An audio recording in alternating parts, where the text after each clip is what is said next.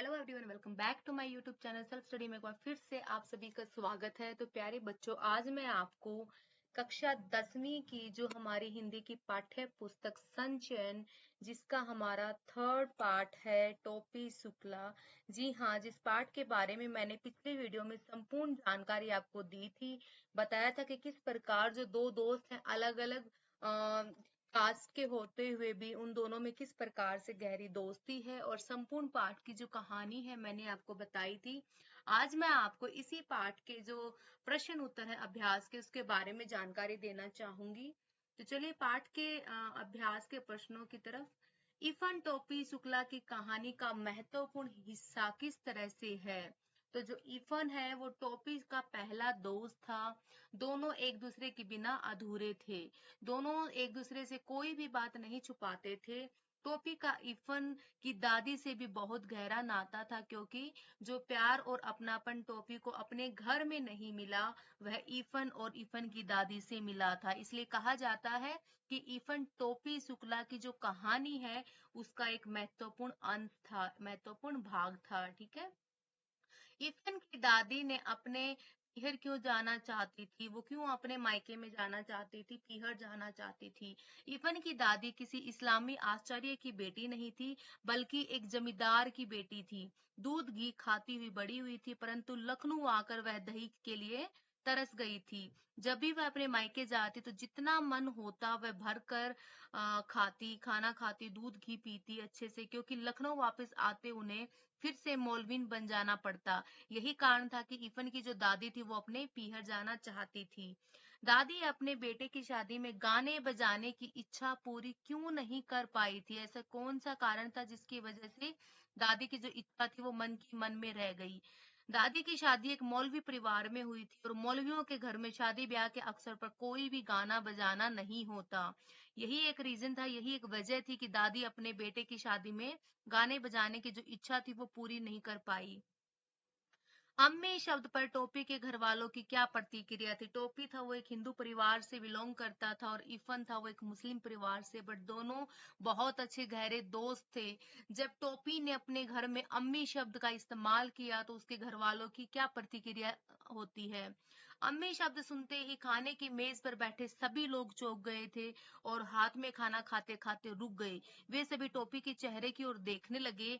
अम्मी शब्द उर्दू का था और टोपी हिंदू था। उसके मुंह से यह शब्द सुनकर ऐसे लग रहा था कि जैसे रीति रिवाजों की दीवार हिलने लगी हो। टोपी की माँ सुभद्रा देवी तो उसी वक्त खाने की मेज से उठ गई, और टोपी की माँ राम दुलारी ने टोपी को बहुत मारा। ठीक है। जो दादी थी सुभद्रा देवी, वो खाने की मेज से उठ जाती, और जो माँ थी राम दुलारी, उन्होंने टोपी को मारा। ठीक है। 10 अक्टूबर सन 45 का दिन टोपी के जीवन में क्या महत्वपूर्ण रखता है? 10 अक्टूबर सन 45 को ऐसे कोई भी महत्व नहीं था, परंतु जो टोपी के जीवन के इतिहास में एक तारीख का बहुत अधिक महत्व है, क्योंकि इस तारीख को इफन के पिता की बदली, जो मुरादाबाद चले गए थे, इफन की दादी के मरने के थोड़े दिन बाद ही इफन के पिताजी की बदली हुई थी, और टोपी दादी के मरने के बाद अपने आप को अकेला महसूस करता था।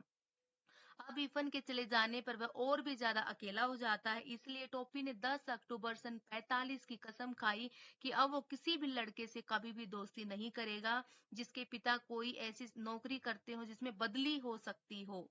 ठीक है। तो इसलिए वो जो तारीख थी वो उसके लिए बहुत ही ज्यादा महत्वपूर्ण बन गई थी, क्योंकि उस दिन उसका दोस्त था वो उससे दूर हो गया था। टोपी ने इफन के दादी के बदलने की बात क्यों कही? ऐसा क्या कारण था जिसकी वजह से टोपी ने अपनी दादी से इफन की दादी की बदलने की बात कही? इफन के घर में टोपी सबसे अधिक मेल मिलाप उसकी दादी से था। दादी की बोली उसे बहुत पसंद थी। टोपी की माँ की बोली भी वही थी, और टोपी की इफन की दादी हर एक शब्द शक्कर की तरह मीठा लगता था। पके आम के रस को सुखाकर बनाई गई मोटी परत की तरह मजेदार लगता था। तिल के बने व्यंजनों की तरह अच्छा लगता था। वह दादी की डांट सुनकर चुपचाप अपने पास चला आता। टोपी को अपनी दादी बिल्कुल भी अच्छी नहीं लगती थी, इसलिए टोपी ने इफन की दादी से बदलने की बात कही, क्यों ना कि हम दादी का आपस में बदलाव कर लें। पूरे घर में इरफान को अपनी दादी से ही विशेष स्नेह क्यों था? ऐसी क्या बात थी जिसकी वजह से जो इरफान था उसको अपनी दादी से सबसे ज्यादा स्नेह था? इरफान को अपनी दादी से बहुत ज्यादा प्यार था। प्यार तो उसे अपने अब्बू, अम्मी, बड़ी बहन और छोटी बहन से भी था, परंतु दादी से सबसे ज्यादा प्यार करते थे। अम्मी तो कभी कभार इरफान को डांट भी देती थी और कभी कभार उसे मार भी देती थी। अब्बू कभी कभार घर के न्यायालय समझकर अपना फैसला सुनाते रहते। नुसरत थी, जब भी मौका मिलता उसे कॉपियों की तस्वीरें बनाने लगती। बस एक दादी ही थी जिन्होंने कभी भी किसी भी बात को उनका दिल नहीं दुखाया था, और यही कारण था इरफान की दादी उनकी सबसे ज्यादा प्रिय थी। इरफान की दादी के देहांत के बाद टोपी को उसका घर खाली सा क्यों लगा?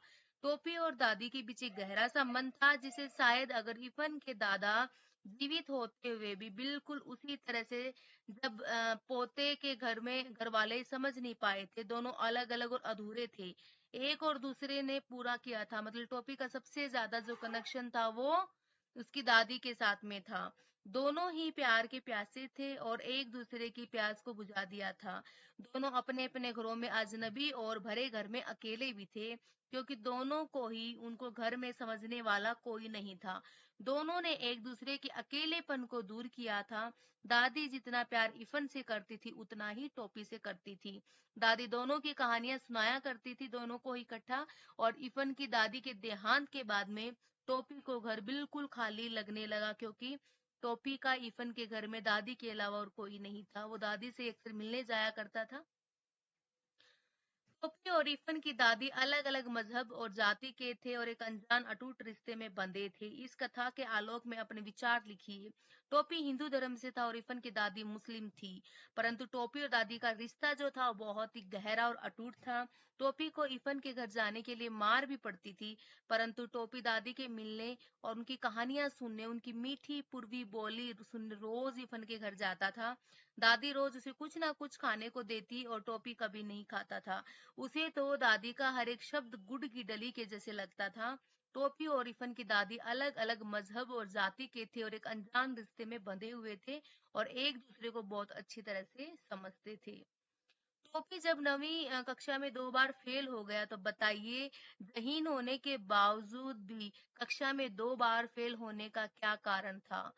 तो वह पढ़ाई में बहुत तेज था, परंतु उसे कोई पढ़ने नहीं देता था। जब भी टोपी पढ़ाई करने बैठता तो घर में उसे कोई ना कोई काम दे देता। उसके बड़े भाई मुन्नी बाबू को कोई हर काम याद आ जाता, या फिर माँ को कोई रसोई से चीजें मंगवानी होती। तो घर में नौकरों की कमी नहीं थी, फिर भी नौकरों से नहीं मंगवाई जाती थी और ये सारी चीजें उसे लाने को कहा जाता था। कभी छोटे भाई भैरव कापियों के पन्नों को फाड़कर उसके हवाई जहाज बना के उड़ाने लगता था। तो ये तो पहले साल की बात है। और दूसरे साल में जो टोपी था वो फेल क्यों हुआ था? क्योंकि उसको टाइफाइड हो गया था, जिसकी वजह से वो अपनी पढ़ाई है वो पूरी नहीं कर पाया और वो फेल हो गया था। एक ही कक्षा में दो दो बार बैठने से टोपी को किन भावात्मक चुनौतियों का सामना करना पड़ा? मास्टरों का ध्यान था वो बिल्कुल ही छोड़ दिया था, क्योंकि सवाल किया जाता है, जवाब देने के लिए टोपी भी हाथ उठाता था, पर मास्टर उनसे सवाल जवाब नहीं पूछते थे। वही जो कक्षा में सबसे तेज था, उसने टोपी से कहा कि वह उन लोगों के साथ क्यों खेलता है, तो उसे 8वीं कक्षा वालों की दोस्ती करनी चाहिए, क्योंकि वे लोग तो आगे 10वीं कक्षा में जाएंगे और टोपी को तो 8वीं वालों के साथ ही रहना था, उनकी दोस्ती करना था, टोपी के लिए अच्छा होगा। टोपी ने किसी न किसी तरह एक साल झेल लिया, परंतु जब 51 में उसे 9वीं कक्षा में बैठना पड़ा, तो वह बिल्कुल गीली मिट्टी का पिंड हो गया था, क्योंकि अब तो 10वीं कक्षा में कोई भी उसका दोस्त नहीं था। जो विद्यार्थी सन 1949 में 8वीं कक्षा में थे, अब वो 10वीं कक्षा में थे, और जो सन 1949 में 7वीं कक्षा में थे, वो टोपी के साथ पहुंच चुके गए थे। तो इसी प्रकार से उनका अच्छा खासा वो सबके सामने सबके बीच में बूढ़ा दिखाई देने लगा था। टोपी की भावात्मक परेशानियों को मद्देनजर रखते हुए बताइए कि शिक्षा व्यवस्था में आवश्यक बदलाव सुझाव आपको देने हैं, कि किस प्रकार से जब टोपी की जो भावात्मक कंडीशन थी उसको देखकर हमें शिक्षा में कुछ आवश्यक सुझाव हमें देने हैं। बच्चे फेल होने पर मानसिक रूप से परेशान हो जाते हैं। वे उसी कक्षा में अपने छोटे विद्यार्थियों के साथ में बैठने में बहुत ज्यादा शर्म महसूस करते हैं। अध्यापकों को चाहिए कि फेल हुए बच्चों पर उतना ही ध्यान दे जितना कि दूसरे बच्चों पर। बच्चों को केवल किताबी ज्ञान नहीं देना चाहिए, बल्कि बाह्य ज्ञान भी उन्हें देना चाहिए। इफन की दादी के मायके पर घर कस्टोडियन में क्यों चला गया था? कस्टोडियन अर्थात सरकारी कब्जा, जिसपे सरकार गवर्नमेंट का अधिकार हो जाता है, वो कब्जा कर लेती है। इफन की दादी के मायके वालों जब कराची में रहने चले गए थे, तो पुराने घर की देखभाल के लिए कोई नहीं रह गया था। उनके घर पर कोई भी मालकिनाना हक नहीं था, और इसी का यही कारण था जिसकी वजह से उनका जो घर था वो कस्टोडियन में चला गया था। तो मैं आशा करती हूँ प्यारे बच्चों, आपको द्वारा मेरे द्वारा बताए गए सारे प्रश्नों के उत्तर हैं वो अच्छे से समझ में आ गए होंगे। अगर आप किसी भी प्रकार का कोई भी डाउट है तो आप मुझे डाउट को दूर करने के लिए कमेंट एरिया में अपना डाउट है वो लिखकर बताएं, ताकि मैं आपके जो भी डाउट है उसको दूर कर पाऊं। और जल्द ही मिलते हैं आपसे नेक्स्ट वीडियो में प्यारे बच्चों, तब तक के लिए धन्यवाद।